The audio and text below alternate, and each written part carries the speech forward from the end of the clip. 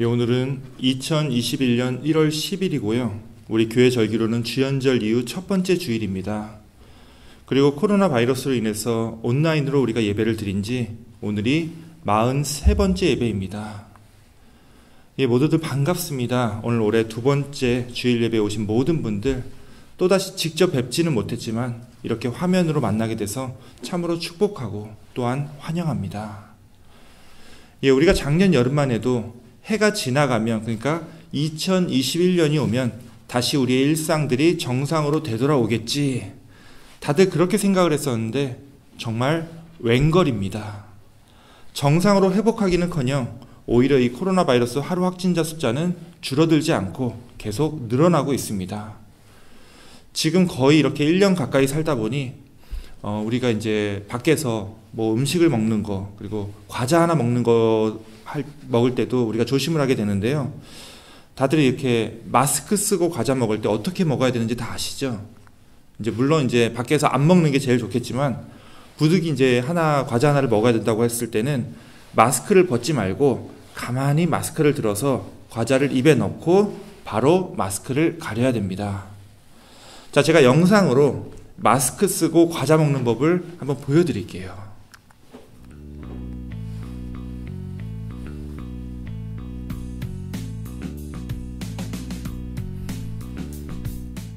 예, 보셨습니까? 이 아이가 몇 살이나 됐을까요? 한 살 반? 기껏해야 2살 정도 됐을까요? 근데 하도 오랫동안 마스크를 쓰고 살다 보니 이 아이에게는요, 물론 이제 이 아이의 인생에서는 마스크를 쓰고 살던 시간이 더 길었겠죠.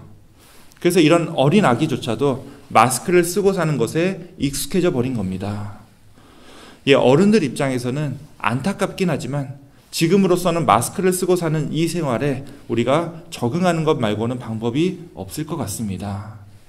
예, 그런데 우리가 지금 또 적응하며 살아야 될 게 하나 더 있죠.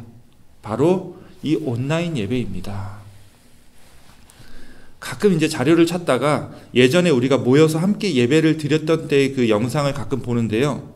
이제는 마스크를 쓰지도 않고 이렇게 다들 그냥 이렇게 막 이렇게 팩해서 모여 있는 게 오히려 더 이상하게 보일 정도로 우리의 인식이 변했습니다.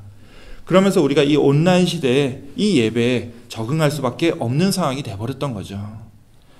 예, 올해는 이게 얼마나 갈지, 혹시 올해 내내 이러고 있지는 않을지 지금으로서는 장담할 수 없습니다. 하지만 그럼에도 우리가 감사할 수밖에 없는 것은요, 이런 상황에서도 우리의 교회 예배가 끊어지지 않고 이렇게 함께 온라인 화면을 통해서 예배를 드릴 수 있다는 사실입니다. 이 힘든 시대에 이 화면조차도 없었다면, 이 예배조차도 없었다면 우리 영혼은 정말 어찌할 바를 모르고 지금 살고 있었을 겁니다. 예, 그런 의미에서 오늘도 여러분들 이 예배 참 잘 오셨습니다. 정말 마스크를 쓰고 어디 함부로 모이지도 못하고 그러는 게 참 힘들고 견디기 힘든 세상이지만, 우리 주님과 함께라면 이 시간들을 능히 우리가 이겨낼 수 있다는 것을 오늘 이 예배를 통해서 함께 여러분들과 나누고자 합니다. 비록 이 세상이 주는 고통과 상처들로 인하여 우리가 지금 참 힘들고 어려운 시대를 살고 있다 하더라도 오늘 이 시간 우리를 창조하여 주시고 우리의 삶을 주님의 그 놀라운 역사로 인도하여 주시는 우리 주님을 마음껏 믿고 의지하며 그 주님을 또 찬양하는 그런 귀한 예배, 그런 귀한 시간이 다 되시기를 주님의 이름으로 축원합니다. 이제 우리 다 함께 머리 숙여 오늘 이 예배를 위해 기도하고자 합니다. 특별히 새해가 되었지만 여전히 힘들고 지친 삶으로 고통받고 있는 여러분 각자의 심령 위에 오늘 우리 신앙의 본질을 회복하고 또한 주님의 놀라운 역사를 간절히 기다리는 우리 자녀들에게 이 예배가 은혜의 시간이 다 되게 해달라고 우리 함께 기도하며 이 예배를 시작하겠습니다.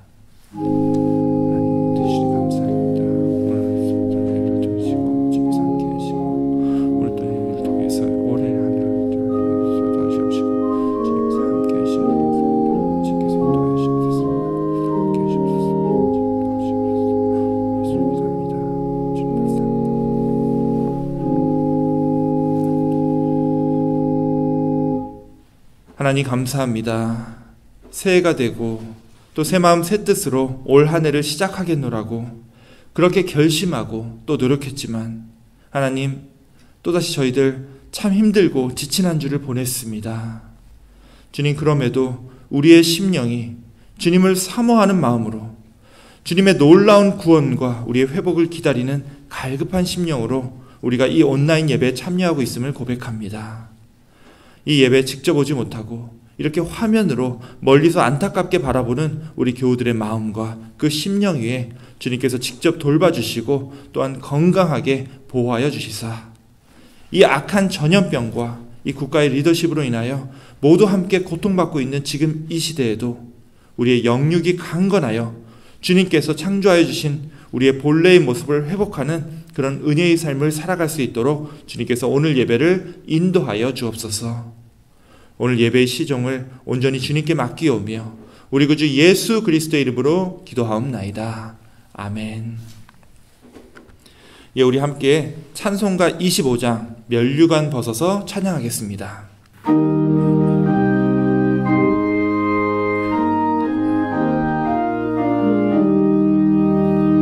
면류관 벗어서 주 앞에 드리세 저 천사 기쁜 노래가 온 땅에 퍼지네 내 혼하게 여서 주 찬송하여라 온 백성 죄를 속하신 만왕의 왕일세 면류관 벗어서 주 앞에 드리세 그 손과 몸의 상처가 영광 중 빛나네 하늘의 천사도 그 영광 보고서 고난을 신비하고자 늘 흠모하도다 면류관 벗어서 주 앞에 드리세 온 세상 전쟁 그치고 참 평화 오겠네 주 보좌 앞에서 온 백성 엎드려 그 한량 없는 영광을 늘 찬송합니다.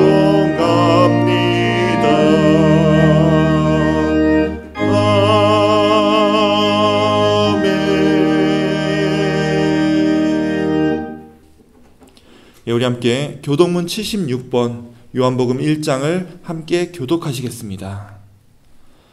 태초에 말씀이 계시니라 이 말씀이 하나님과 함께 계셨으니 이 말씀은 곧 하나님이시니라.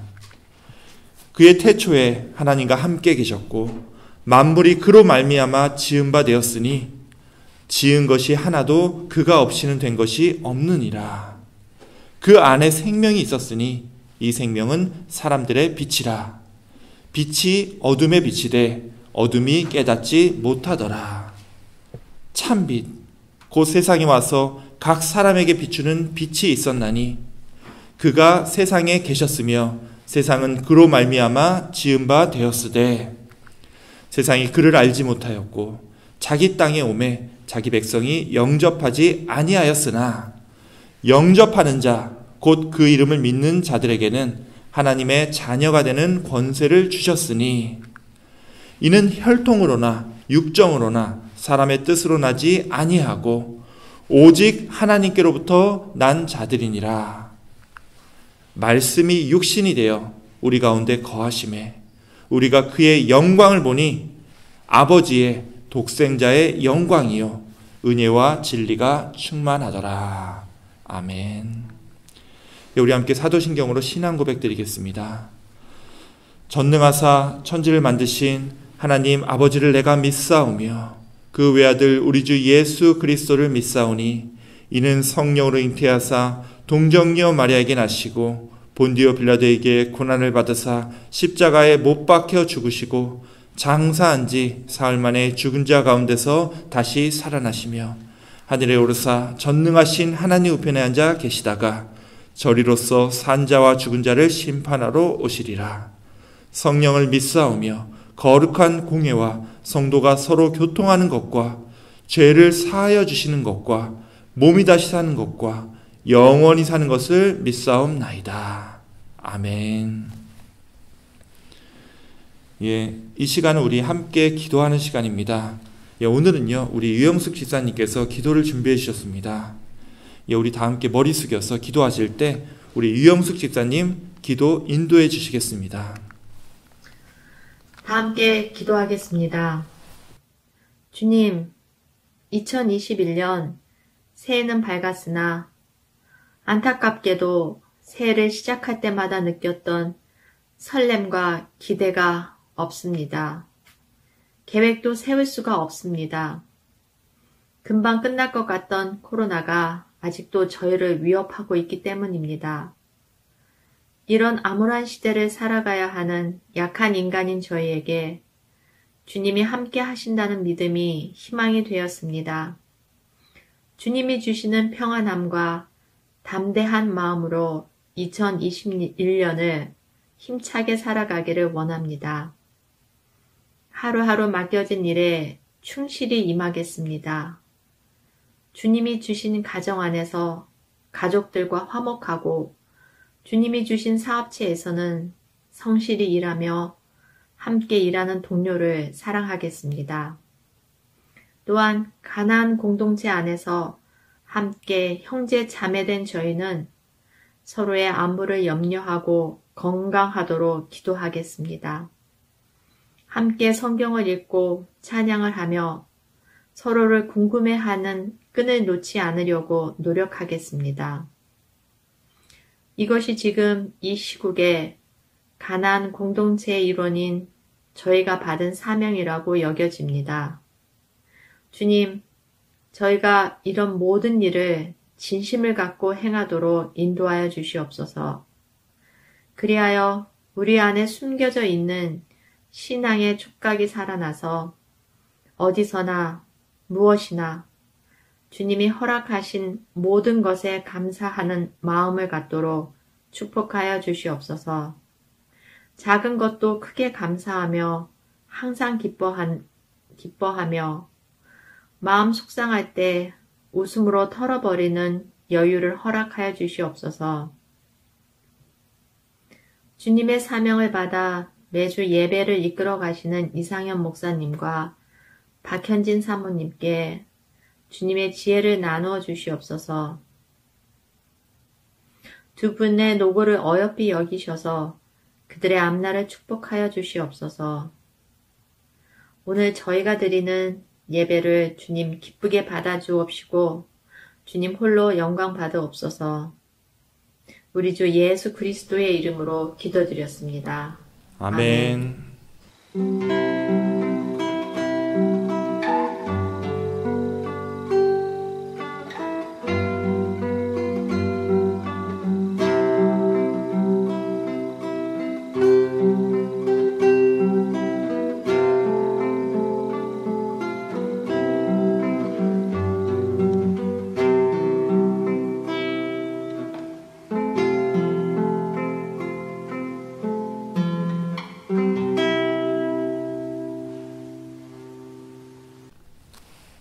집사님 기도 감사합니다. 정말 우리 집사님께서 기도하신 대로 이렇게 전염병으로 힘든 시대를 살고 있지만 오히려 우리가 작은 일에도 감사할 줄 아는 그런 것을 배우는 특별한 은혜의 시간이 다 되기를 원합니다.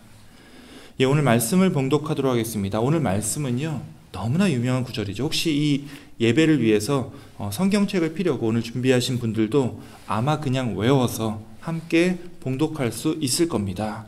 창세기 1장 1절에서 3절까지의 말씀입니다. 제가 봉독하도록 하겠습니다. 태초에 하나님이 천지를 창조하시니라. 땅이 혼돈하고 공허하며 흑암이 깊음 위에 있고 하나님의 영은 수면 위에 운행하시니라. 하나님이 이르시되 빛이 있으라 하시니 빛이 있었더라. 예, 이것은 오늘 우리들에게 주시는 하나님의 말씀입니다. 아멘. 예, 우리 먼저 오늘 말씀 전에 함께 기도하겠습니다. 하나님 감사합니다. 오늘 말씀을 통하여 우리의 눈과 귀가 열리고 우리의 영혼이 깨어나며 우리의 삶이 변하는 역사가 일어나게 하여 주옵소서. 특별히 참으로 혼란스럽고 분주한 올해 2021년을 맞이한 우리들의 심령을 주님께서 인도하여 주시사 이 세상 만물을 창조하시고 이 세상의 질서를 세우신 분이 우리 하나님이심을 우리로 다시 한번 깨닫게 하여 주옵시고 오늘 말씀을 통하여 주님이 세우시는 새로운 질서와 새로운 역사에 우리가 함께 동참하기로 결단하는 은혜의 시간이 다 되게 하여 주옵소서. 우리 구주 예수 그리스도의 이름으로 기도하옵나이다. 아멘. 예, 오늘은 좀 어려운 단어 하나를 좀 설명드리면서 오늘 말씀을 시작해야 할 것 같습니다. 이제 대학에서 이제 수학이나 과학을 공부하다 보면 이제 경제학도 그렇고요. 이런 단어를 배우게 됩니다. 예, 임계점이라고 합니다. 여기서 임은요, 다다를 임자이고, 그러니까 도착한다는 뜻이고요. 그리고 계는 경계를 뜻하는 거죠. 그래서 임계점은 어느 경계에 다다랐다라는 뜻입니다. 자, 예를 들어 볼게요. 우리가 미국에 와서는 온도를 잴 때 이제 화씨를 사용하긴 하지만 한국에 살 때만 해도 온도를 얘기할 때는 다 섭씨로 얘기를 했습니다. 예, 다 기억하실 겁니다. 자, 그럼 이 섭씨가 뭘 기준으로 얘기를 하는 거죠? 자, 이 섭씨로 온도가 100도가 되면 어떤 일이 벌어지죠? 예. 이 대기압이 이제 1기압을 기준으로 했을 때 이 섭씨 온도가 100도가 되면 물이 끓습니다. 물이 끓어서 액체였던 물이 수증기가 돼서 공기 중으로 날아가게 되는 거죠. 예, 반대로 그럼 물의 온도가 내려가서 섭씨로 0도가 되면 무슨 일이 벌어지죠? 예. 0도가 되면 물이 얼게 됩니다. 섭씨 온도가 이제 0도 이하로, 즉 0하로 떨어지는 순간부터 액체로 있던 물이 고체인 얼음으로 변하게 되는 거죠. 자, 이 액체 상태로 있었던 물의 경우에 임계점이라고 하는 건요, 물이 고체인 얼음으로 변하는 이 섭씨 0도와 그리고 혹은 기체인 수증기로 변하는 섭씨 100도, 이 두 온도를 임계점이라고 합니다. 결국 임계점이라고 하는 건요, 어떤 상태의 본질이 확 변하게 되는 그런 경계점을 얘기하는 겁니다. 자, 이게 재밌는 게요, 물이 아무리 차가워져도 0도가 되기 전까지는 물은 그냥 물입니다. 기껏해야 찬물이죠. 그런데 딱 0도가 되는 순간부터 물은 임계점을 넘어서 고체 상태인 얼음으로 변하게 됩니다. 예전에 산업혁명 때 증기기관차가 있었습니다. 자, 증기기관이라는 것은 물이 끓어서 이 수증기가 될 때 이 부피가 팽창하는 힘을 이용해서 이렇게 커다란 기차도 움직일 수 있는 엄청나게 혁명적인 장치입니다. 근데 이제 물이 수증기로 바뀌어야 이 힘이 사용될 수 있으니까 이 기관차 안에서는 석탄과 목재를 태워서 계속 물을 끓여야 합니다. 아마 이제 증기기관차가 나오는 옛날 영화 보시면 이렇게 기관사가 열심히 기차 안에서 뭘 열심히 집어넣어서 태우는 것을 보셨을 거예요. 자, 그런데 이렇게 노력해서 아무리 물을 끓이려고 해도 물의 온도가 아직 100도가 되지 않았다면 물이 끓지가 않습니다. 물이 100도에서 1도 모자른 99도만 돼도 이 기관차는 전혀 움직이지 않는다는 거예요. 자, 왜 그렇죠? 물이 변화될 수 있는 임계점에 이 온도가 아직 도달하지 않았기 때문입니다. 자, 이 임계점이라는 것을 제가 이제 수학이나 과학에서 쓰인다라고 얘기했는데요. 실제로 이 임계점은요, 내 자신의 감정의 변화를 얘기할 때도 사용될 수 있습니다. 자, 가령 여러분이 막 크게 화낼 때를 한번 생각해 보세요. 자, 누군가가 갑자기 어느 순간 뭐 말로든 행동으로든 여러분의 마음을 안 좋게 건드립니다. 자, 그럼 여러분이 화가 나겠죠? 자, 잘 생각해 보세요. 어떨 때는 화가 나지만 여러분의 얼굴 표정 하나도 내색을 안 할 때가 있습니다. 자, 이게 어떤 경우죠? 화는 났는데 아직은 참을만 하다는 거죠. 그런데 어떨 때는요, 이 화를 참지 못해서 같이 쏘아붙일 때가 있습니다. 내가 마음에 상처를 입었으니 너도 한번 상처를 입어봐라 하고서 반격을 하는 거죠. 이것은 이 임계점으로 얘기를 하면요, 여러분이 마음에 참을 수 있는 그 인내의 한계점, 그 임계점을 넘었다라는 겁니다. 자, 그런데 이 인내의 임계점을 더 넘어가게 되면요, 즉 더 화가 나게 되면요, 그럼 어떻게 되죠? 자, 그때는 내가 어떻게 말로 반격해야 상대방의 마음을 어떻게 상처 입힐까, 이런 정도가 아니죠. 당장 주위를 둘러보면서 뭐 집어던질 거 없나, 이렇게 손에 잡히는 걸 찾게 됩니다. 인내의 임계점을 넘어도 한참 넘었다라는 거죠. 자, 이러한 인내와 분노의 임계점 말고도 우리 감정에는요, 여러 가지 임계점이 있습니다. 어떤 슬픈 일을 당했을 때 내가 그럼에도 표정 하나 변하지 않고 무덤덤할 때가 있고요. 어떨 때는 너무 슬퍼서 이 표정 관리가 안 될 때가 있습니다. 그리고 내가 슬픔을 참을 수 있는 어느 한도의 임계점을 넘어가면 내 눈에서 눈물이 흐르죠. 아무리 참으려고 해도 내가 견뎌낼 수 있는 그 임계점을 넘어갔기 때문에 내 눈에서 터져나오는 눈물을 막을 수가 없는 겁니다. 자, 그렇다면 이 임계점의 특징을 꼭 기억하시기 원하는데요.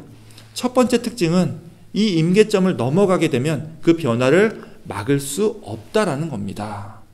그게 물이 끓어서 수증기가 되는 변화든, 너무 슬퍼서 내 눈에서 눈물이 터져나오는 변화든, 이미 견딜 수 있는 그 한도를 넘어갔기 때문에 그 변화를 막을 수가 없다는 겁니다. 자, 이게 첫 번째 특징이고요. 두 번째 특징은요, 그 임계점만 넘지 않는다면 어떠한 변화도 나타나지 않는다라는 거예요. 물이 아무리 뜨거워도 100도만 넘지 않으면 물은 변화되지 않습니다. 누군가 나를 아무리 힘들게 해도 내가 견딜 수 있는 그 감정의 임계점만 넘지 않으면 내가 굳이 펑펑 울면서 슬퍼하거나 소리를 지르면서 분노할 이유가 없다라는 거예요. 예, 그래서 우리말에 그런 말이 있죠. 사람이 뭘 해도 되지만 이 도를 넘어서는 안 된다라고 얘기를 합니다. 자, 아무리 화가 나서 상대방을 욕하려고 해도 뭘 하면 안 되죠? 그 부모님이나 자식에 대한 욕을 입에 담으면요, 그 도를 넘게 되고요, 그 사람과의 관계는 다시는 되돌릴 수 없게 됩니다. 이 임계점을 넘지만 않으면 괜찮은데 한 번 넘게 되면 이 감정의 변화, 그리고 그 상대방과의 관계의 변화는 피할 수가 없다라는 거예요. 자, 이 임계점이란 말은요, 우리 역사 안에서도 사용됩니다. 우리 역사를 보면요, 뭔가가 크게 변화되는 순간들이 있습니다. 가령 100년 전에 우리 민족이 일제에게 나라를 빼앗겼던 적이 있었습니다. 자, 그런데 나라가 망할 때 보면요, 그 망조라고 하죠. 그 망할 징조가 보입니다. 나라를 다스리는 왕과 위정자들은 백성들을 위하지 않고 자기 보신만 탐하게 됩니다. 그러니 돈을 받고 나라를 팔아먹는 사람들이 생기는 거죠. 또 백성들은 백성들 나름대로 먹고 살아야 되니까 밀란이 일어나고 집안 싸움이 시작됩니다. 자, 100년 전만 해도 똘똘 뭉쳐서 외적에 대항해도 겨우 막을까 말까인데 자기들끼리 싸우고 있으니 나라가 망할 수밖에 없었던 거죠. 모두들 이제 설마 나라가 망하겠어 하고 생각했겠지만 정말로 나라가 망해버렸습니다. 자, 이 임계점으로 얘기를 하면요, 한 나라가 서서 버틸 수 있는 그러한 임계점을 넘어가 버렸기 때문에 이 나라가 망할 수밖에 없었다라는 거예요. 자, 그런데 반대로 우리나라가 해방될 때도 그랬습니다. 다 아시겠지만 우리나라가 해방되기 직전이 일제의 압제와 수탈이 가장 최고조에 달할 때입니다. 우리 말도 사용하지 못하게 했고요, 이 창씨개명이라고 하죠. 오랫동안 써왔던 우리의 성과 이름도 전부 다 일본식으로 바꾸게 했습니다. 거기에 이제 아침 저녁으로 동쪽을 향해서 절하게 했고 사람들을 전쟁터로, 공장으로 강제로 끌고 갔습니다. 한마디로 도를 넘어간 거죠. 일제가 이 임계점을 넘었기 때문에 그들은 망할 수밖에 없었고 우리나라는 해방을 맞이할 수 있었던 겁니다. 자, 그렇다면 여기서 우리는 역사의 임계점에 대한 교훈 한 가지를 배울 수 있습니다. 그건요, 뭔가 큰 변화가 일어나기 직전이 가장 혼란스럽고 가장 힘들 때라는 거예요. 다르게 얘기하면요, 뭔가 지금의 현실이 너무 혼란스럽고 너무 불합리하게만 느껴진다면 오히려 지금이 역사의 큰 변화를 앞두고 있을 때라는 거예요.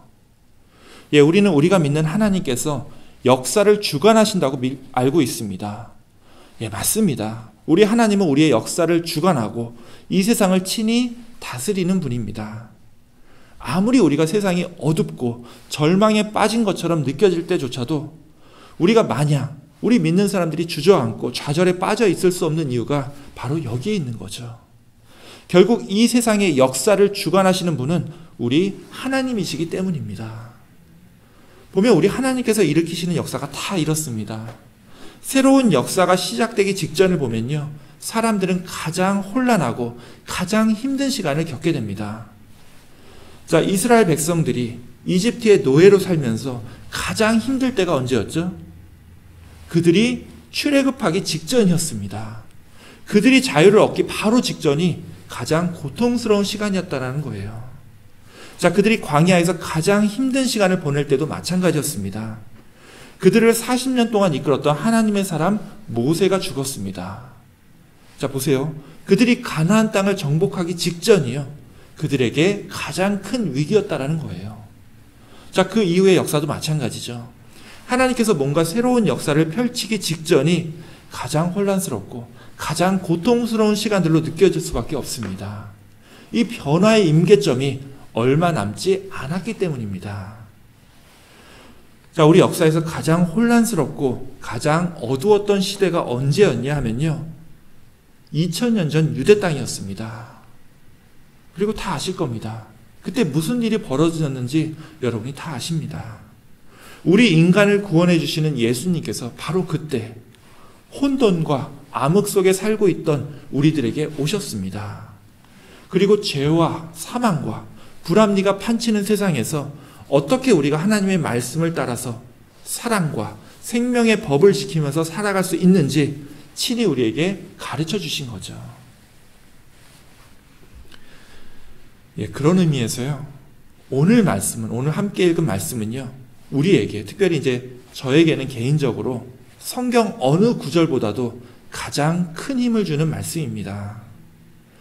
예, 오늘 말씀은 창세기 1장 1절입니다. 아마 여러분들 중에 이 구절을 모르는 분들은 아무도 없을 겁니다. 하나님을 처음 믿고 교회를 좀 다녀보려고 결단하신 분 중에 이 성경 첫 번째 장인 창세기 1장을 안 읽어보신 분은 없을 것이기 때문입니다. 어쩌면 아마 여러분들이 처음으로 읽기 전에도 어디선가 들어봤음직한 바로 그 말씀이죠. 태초에 하나님이 천지를 창조하시니라. 이 하나님께서 이 땅을, 이 우주를, 이 천지 만물을 창조하셨다는 말씀입니다. 하나님께서 온 세상을 만드셨으니 그의 자녀가 되는 우리 믿는 자들이 두려워할 것은 아무것도 없다는 것을 성경 제일 첫 구절에서부터 선언하시는 겁니다. 예, 그리고 이 구절은 이렇게 이어지죠. 땅이 혼돈하고 공허하며 흑암이 깊음 위에 있는데 하나님의 영은 수면 위에 운행하시니라. 예, 그리고 나서 하나님께서 말씀하십니다. 빛이 있으라 하시니 빛이 있었더라. 예, 창세기는 아주 오래전의 기록입니다. 너무 오래된 기록이기 때문에 이 글을 쓴 사람이 어떤 세계관 속에서 이 말씀을 적었는지는 정확하게 알 수 없습니다. 특히 우리는 지금 과학시대에 살고 있기 때문에 이런 글을 보면요, 우리 머릿속에는 이제 느낌표보다는 수많은 물음표들이 떠오를 수밖에 없습니다. 하나님께서 이 세상을 창조하시기 전에는 도대체 뭐가 있었지? 자, 아무것도 없어야 하는데 왜 땅이 있고 수면이 있었을까? 오늘날 과학이 말하는 우주의 탄생설, 이 빅뱅 이론과 이 창세기는 어떤 관련이 있을까? 예, 이 구절은요, 지금 21세기에 살고 있는 우리들의 눈으로 볼 때는 뭔가 개운하고 깔끔한 문장으로 볼 수는 없습니다. 우리의 과학의 눈으로는 이해되지 않는 것들이 너무나도 많은 문장이기 때문입니다. 하지만 이 창세기 1장을 통해서 이 창세기의 저자가 우리에게 하고 싶은 말을 딱 한마디로 말하면 뭐가 될까요? 뭐 과거에 몇 년, 몇 월, 며칠 하나님께서 이러이러한 순서대로 세상을 창조했다. 혹은 하나님께서 세상을 창조할 때 무슨 재료와 무슨 재료를 혼합해서 어떻게 만들었다. 이런 걸 알려주려고 우리에게 창세기를 남긴 게 아니죠. 창세기를 기록했던 진짜 이유는요, 이 세상을 만들고 이 세상을 다스리는 진짜 주인이 누구인지를 우리에게 알려주기 위해서입니다. 바로 태초에 다른 누구도 아니고요, 우리 하나님께서 온 세상을 창조하신 진짜 창조주임을 만민 앞에서 고백하고 있는 말씀이 바로 이 창세기 1장이라는 거예요. 또한 이 말씀에서 여러분들이 주목해서 봐야 할 단어가 있습니다. 지금 이 창세기 1장 2절이요. 어떤 순간이죠? 그 다음 절이 이제 3절을 보면 하나님께서 처음으로 빛이 있으라 하고 말씀하시면서 말씀으로 세상을 창조하고 계십니다. 그렇다면 지금 이 2절은 하나님께서 세상을 창조하시기 바로 직전의 순간이죠. 하나님께서 세상을 창조하기 직전의 모습이 이런 상태였다라는 겁니다. 바로 흑암과 혼돈이라는 거예요. 다시 말씀드리지만 이 말씀을 읽으면서 오늘날 과학의 눈으로 이 말씀을 하나하나 끼워 맞추려고 하면 이 말씀이 주시는 진짜 의미를 우리가 깨닫지 못하게 됩니다.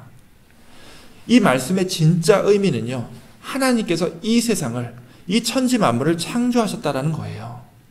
이 세상을 창조하시되 그 창조의 원리가 무엇이었냐 하는 것이 바로 이 두 단어를 통해서 나타납니다. 흑암과 혼돈으로 가득 찬 세상을, 자, 하나님께서 이 세상을 어떻게 창조하셨다고요? 흑암이 아니라 빛이 있으라. 아무것도 보이지 않았던 깜깜함 속에서 빛을 내셔서 세상을 밝히셨습니다.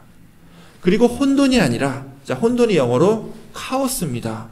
자, 히라버로도 이 단어는 카오스예요. 이 세상의 혼돈, 이 세상의 카오스를 없애고 하나님께서 만드신 우주는요, 질서입니다. 하나님께서는 이 세상을 하나님의 질서 안에서 만드셨다라는 거예요. 그래서 고대 그리스인들은요, 우주를 가리켜서 코스모스라고 불렀습니다. 코스모스의 원래 의미는 질서입니다. 이 카오스, 혼돈의 반대말이라는 거죠. 자, 그렇다면 이 창세기 1장을 통해서 우리가 알 수 있는 하나님께서 이 세상을 창조하신 원리는요, 바로 이것입니다. 하나님은 어둠 속을 밝히는 빛으로 이 세상을 창조하셨고요, 혼돈과 혼란으로 가득 찬 이 세상을 하나님의 질서 안에서 창조하셨다라는 거예요. 이 창세기 말씀을 통해서 드러나는 하나님의 역사의 원리가 있습니다. 그것은요, 이 세상이 또다시 너무나 혼란스럽고 너무나 어두운, 정말 억울하고 말도 안 되는 그런 불합리한 일들로 가득 차 있다 할지라도 이 세상을 혼돈과 흑암 속에서 다시 빛으로, 다시 주님의 계획과 질서 안에서 바로 잡는 것이야말로 우리들에게 나타내고자 하시는 하나님의 역사라는 겁니다. 특히나 이 혼란이 크면 클수록, 이 세상의 어두움이 더 깜깜하고 짙어질수록 하나님께서 일으키실 그 놀라운 역사의 변화, 이 임계점은요, 더욱더 우리에게 가까이 다가와 있다는 거예요. 작년 2020년은요, 저와 여러분들에게, 아니 아마도 전 세계 사람들에게 너무나 어둡고 너무나 혼란스러운 한 해였습니다. 그동안 내가 뻔히 내 것이라고 믿었던 내 일상들이 알고 보니까 정말 내 스스로 지키지도 못하는 아주 연약한 기반 위에 서 있었다는 것을 절실히 깨닫는 시간들이었습니다. 우리가 정말 이 세상을 살면서 겸손하게 살아갈 수밖에 없는 것이, 하나님께서 나에게 당장 허락해 주시지 않으면 내가 지금 당연히 내 거라고 누리고 있는 것들이 사실은 그 어느 것도 내 것이 아님을 이번 기회에 뼈저리게 느꼈기 때문입니다. 올해부터라도 우리가 겸손히, 그리고 하나님께서 주신 이 귀한 시간들을 허비하지 말고 보다 충실하게 살아야 합니다. 물론 이제 새해가 되었다고 해서 지금 여건이 뭔가 확 나아진 것은 없습니다. 여전히 교회는 닫혀 있어서 함께 모여서 예배드릴 수 없고요. 백신이 나왔다, 경제가 금방 다시 회복될 거라고 하지만 오히려 확진자와 사망자는 더 늘어나고 있고요. 지금으로서는 경기가 나아질 기미도 전혀 보이지 않고 있습니다. 오히려 새해가 시작되고 아직 일주일도 안 됐는데 우리가 보는 모습은 이런 거였습니다.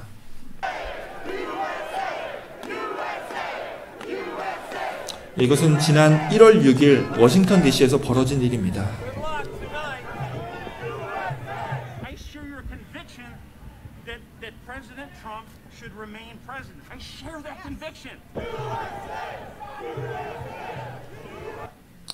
이 일로 4명이 죽었죠.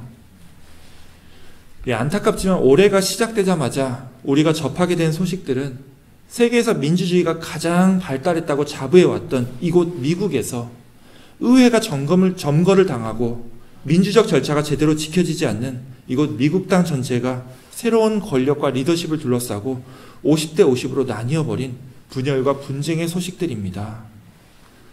이곳에서 이방인으로 힘들고 어렵게 하루하루 살고 있는 우리들에게는 요즘 같아서는요, 정말 혼돈과 흑암밖에는 보이지 않는 그런 안타까운 시대를 살고 있다고 고백하지 않을 수가 없습니다.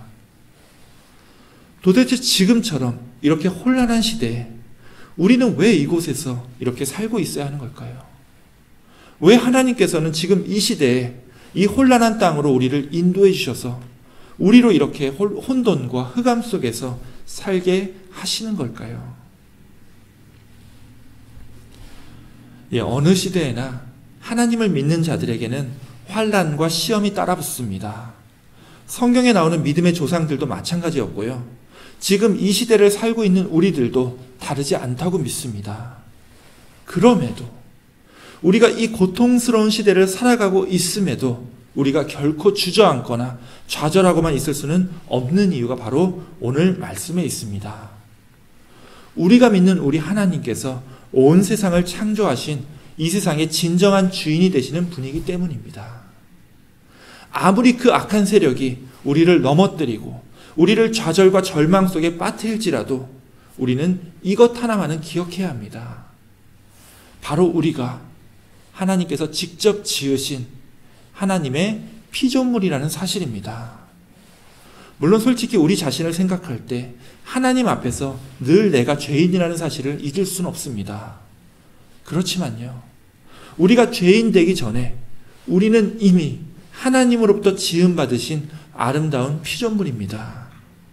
아무리 우리가 지금 혼돈과 흑암 속에 살고 있다 할지라도 우리는 그 모든 절망과 불안들보다도 더 중요한 진리를 잊어서는 안 된다라는 거죠. 그것은 바로 우리가 하나님의 피조물이라는 사실입니다. 우리가 하나님의 형상대로 지음받았다라는 사실입니다. 또한 하나님께서 손수 지으신 이 세상을 진정 사랑하고 계신다는 진리입니다. 하나님께서 우리들을 다른 누구도 아니고 바로 우리들을 사랑한다라는 진리입니다. 누구도 이 진리를 우리들로부터 빼앗을 수 없습니다. 아무리 우리가 불안과 절망에 빠져 있다 할지라도, 죄와 사망의 권세가 우리의 삶을 황폐하게 무너뜨린다 하더라도 하나님께서 우리의 창조주가 되신다는 사실은 결코 변함이 없습니다. 아무리 사탄의 권세가 강력하다 하더라도, 그래서 사탄이 이 악한 세상에서 하나님의 모든 권능과 힘을 흉내낼 수 있다 하더라도 하나님께서 이 세상 만물을 지으신 창조주라고 하는 이 진리만큼은 결코 흉내낼 수 없다라는 거예요. 우리는 오직 하나님으로부터 창조되었을 뿐 그 누구도 우리의 창조주가 될 수 없기 때문입니다. 아무리 지금 상황이 전염병으로, 경제적으로 또 정치적으로 이 세상의 혼돈과 흑암 속에 묻혀 있는 것처럼 보인다 할지라도 여러분들은요, 그리고 여러분들 하나하나의 삶은요, 하나님께서 만드신, 하나님께서 계획하신 아름다운 피조물의 모습임을 반드시 기억하기 원합니다. 그 어떤 것도 혼돈과 흑암을 깨치는 우리 창조주 하나님의 은혜와 사랑을 막을 수 없습니다. 하나님께서 여러분들의 창조주가 되시고 여러분들이 하나님의 아름다운 피조물이라는 사실을 매 순간순간 잊지 않고 기억하신다면 올해 여러분들의 이 2021년은 이미 여러분들이 승리하며 시작할 수 있습니다. 이 말씀을 기억하며 새롭게 시작되는 이번 한 주 그리고 올 한 해 여러분의 삶 속에 어떤 고난과 역경이 닥쳐오더라도 여러분을 지으신 우리 창조주 하나님을 기억하며 이 세상을 승리하며 살아가시는 저와 여러분들이 다 되시기를 주님의 이름으로 축원합니다. 아멘. 기도하겠습니다. 하나님 감사합니다. 오늘 올해 이 두 번째 주일 예배를 통하여 주님께서 우리의 창조주 하나님이 되심을 다시 한번 기억하게 하여 주시니 주님 감사를 드립니다. 주님께서 우리의 창조주 하나님이 되심을 믿사오니 주님 그 어떤 것도 우리를 해하지 못하게 우리를 지켜주옵시고 흑암과 혼돈이 가득한 이 세상을 주님의 창조의 능력을 힘입어 우리가 능히 승리케 하여 주시옵소서.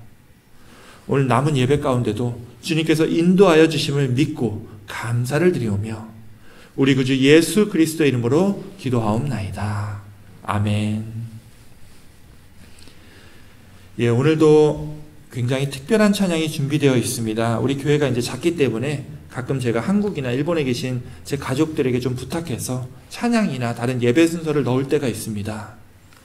오늘이 바로 그날입니다. 오늘 찬양은요, 이제 한국에 있는 한세대학교에서 찬양 율동을 가르치시는 이제 제 어머니 되시는 분이죠. 우리 최은정 교수님과 그 제자들이 함께 율동으로 오늘 찬양을 준비했습니다. 그래서 오늘은요, 귀로만 찬양을 듣는 것이 아니라 눈으로 함께 보셔야 합니다. 특별히 올해 우리 교회 표어는 여호수아 14장 12절에 이 갈렙이 여호수아에게 했던 이 산지를 내게 주소서라는 말씀을 기반으로 이제 우리에게 주옵소서라는 말씀으로 정했습니다. 그래서 제가 어머니께 올해 우리 교회 표어를 다시 한번 강조하는 의미에서 이 찬양을 부탁드렸는데요. 이 시간 우리 함께 이 산지를 내게 주소서라는 말씀을 묵상하며 이 찬양을 함께 듣도록 하겠습니다.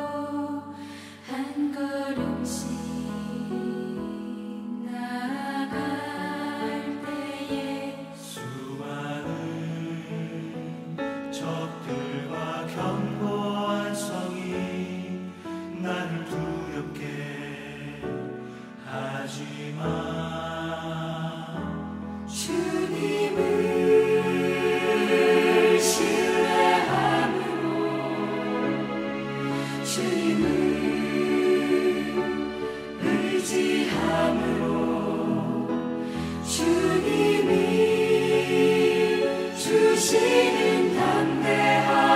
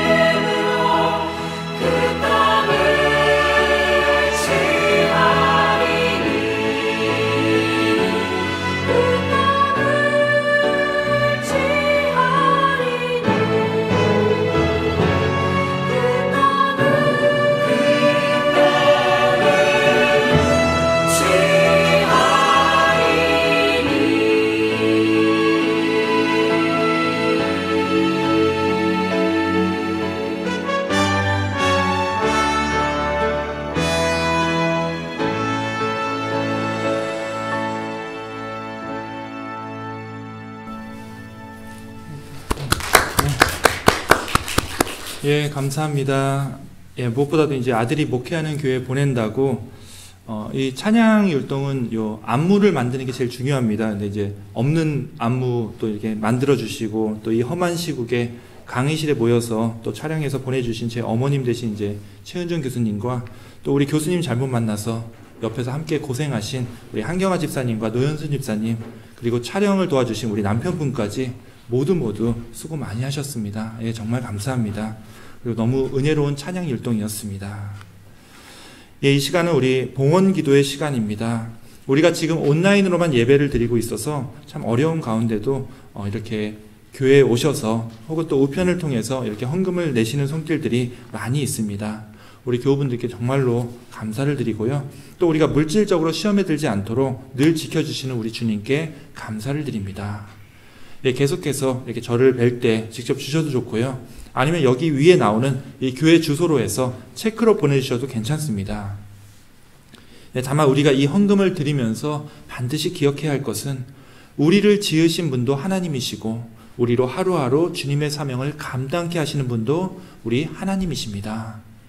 예, 그동안 우리의 익숙한 교회 생활로 우리에게 맡겨진 이 사명에 대한 이 열정과 에너지가 조금 사그라들었다고 한다면 지금 이 팬데믹 시대에는 새로운 힘과 새로운 에너지로 우리의 사명들을 새로이 깨닫고 이를 통해서 다시 한번 우리의 신앙생활을 뜨겁게 변화시켜야 한다는 겁니다.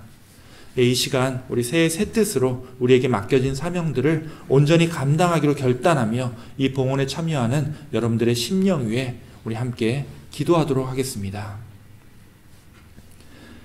하나님 감사합니다. 오늘도 또 이렇게 만나지 못하고 또 각처에 흩어져서 서로 다른 곳에서 이 온라인 화면을 보며 예배를 드립니다. 전염병이 퍼지고 또 이곳 대통령의 리더십 변화로 인하여 우리가 살고 있는 이 세상이 정말 혼돈과 흑암 속에 갇혀 있음을 고백합니다. 사람들의 마음이 점점 서로를 위하고 서로를 돌아보기보다는 내 살 길만을 추구하는 죄와 이기심이 가득 찬 이 세상이지만 주님, 이 예배에 참여하고 있는 주님의 사랑하는 자녀들에게 늘 함께하여 주옵시고 또 이렇게 힘든 가운데도 주님께 봉헌하는 그 귀한 손길들 또한 주님께서 축복하여 주시옵소서. 혹 우리 중에 주님의 위로가 필요한 사람이 있습니까? 경제적으로나 물질적으로 부족하여 마음까지도 궁핍해지는 그런 삶을 살고 있는 사람이 있습니까? 주님, 우리를 선한 계획 속에서 창조하신 우리의 창조주 하나님을 기억하게 하여 주옵시고 주님께서 자녀된 우리들을 결코 외면하지 않는다는 사실을 늘 깨달아 알게 하시사 저희들 언제나 부족함 없는 주님의 축복과 은혜를 누리며 살아가는 올해 2021년이 되게 하여 주옵소서.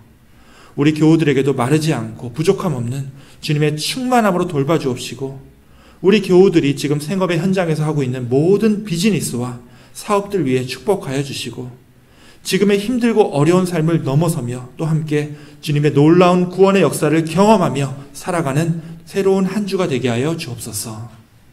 다시 한번 오늘 이 예배와 이 봉헌의 시간에 감사를 드리오며 우리 구주 예수 그리스도의 이름으로 기도하옵나이다. 아멘. 예, 이 시간은 교회 소식 시간입니다. 예, 먼저 이렇게 온라인으로 오늘도 이 예배에 참여하신 모든 분들 지금 어디에 계시든 또 어떤 화면으로 이 예배에 접속하고 계시든 다시 한번 진심으로 환영하고 또한 감사의 말씀을 드립니다. 예, 우리가 살고 있는 이곳 몬트레이의 확진자 현황을 잠깐 말씀드리겠습니다. 지난 1월 1일에, 그러니까 일주일 전이죠. 28,000명 정도가 확진이 되어 있었는데요. 이번 주엔 좀 많이 늘어났습니다. 지난 일주일 동안 이 기록만 놓고 봤을 때 3,700명이 넘는 사람들이 확진되었습니다. 이 숫자는요, 이제 하루 평균 530명에 해당되는 굉장히 큰 숫자입니다. 특히 이제 사망자 숫자가 요새 좀 많이 늘어나고 있습니다. 이번 달 20일에 이제 새로 출범하는 이제 바이든 정부가 앞으로 이 코로나 바이러스를 어떻게 통제해야 할지는 아직은 알 수는 없지만 지금으로서는 이제 백신이 우리가 살고 있는 이 땅에 그리고 아마 세계에 절반 이상의 사람들에게 보급될 때까지는 이 숫자가 줄어들 것 같지는 않습니다. 예, 참 오랫동안 기다리고 계신 거 다 알고 있지만 우리가 좀 더 기도해야 될 때인 것 같습니다. 계속 여러분들 건강 유지하시기 원하고요. 또다시 여러분들 모두 안전한 한 주가 되시기를 또 기원합니다. 예, 지난주에도 광고를 드렸지만 내일 모레 1월 10일 화요일에는 남선교회 대청소가 있습니다. 예, 이번에 청소할 구역은 목양실입니다. 예, 이번 주 화요일까지 목양실 이 철거를 할 예정인데요. 그날 목양실에 있는 집기와 물건들을 전부 다 빼놔야 됩니다.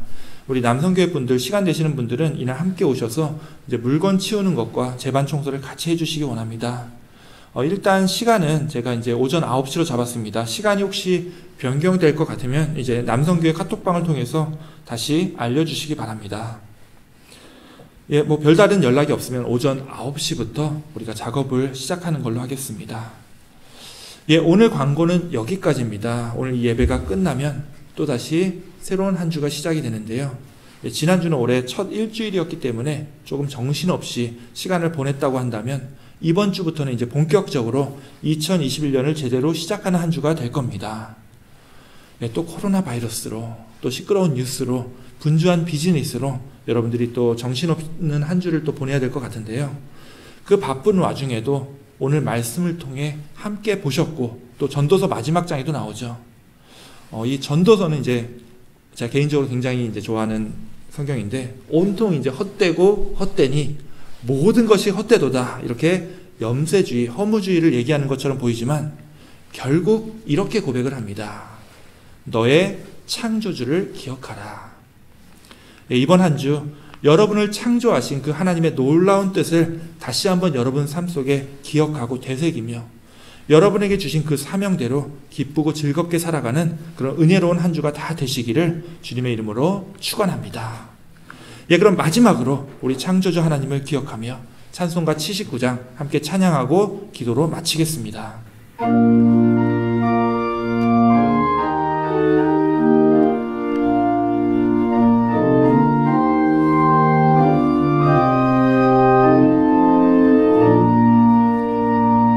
주 하나님 지으신 모든 세계 내 마음속에 그리워볼 때 하늘의 별 울려 퍼지는 데서 주님의 권능 우주에 찬네 주님의 하심을 내 영혼이 찬양하네 주님의 높고 위대하심을 내 영혼이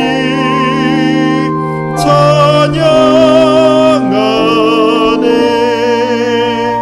숲속이나 험한 산 골짜기에서 지저귀는 저 새소리들과 고요하게 흐르는 시냇물은 주님의 솜씨 노래하도다 주님의 높고 위대하심을 내 영혼이 찬양하네 주님의 높고 위대하심을 내 영혼이 찬양하네 주 하나님 독생자 아낌없이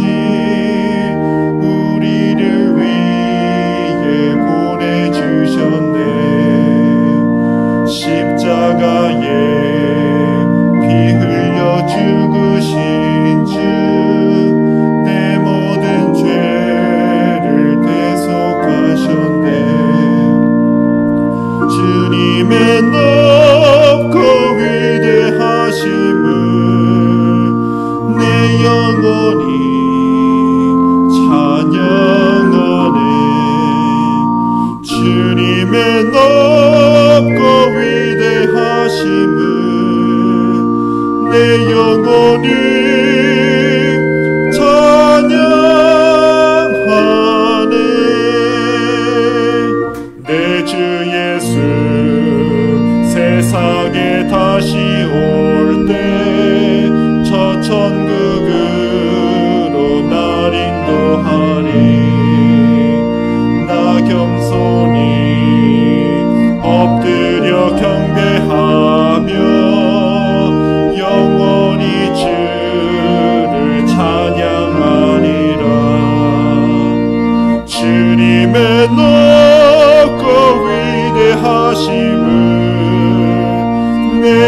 영원히 찬양하네. 주님의 높고 위대하심을 내 영혼이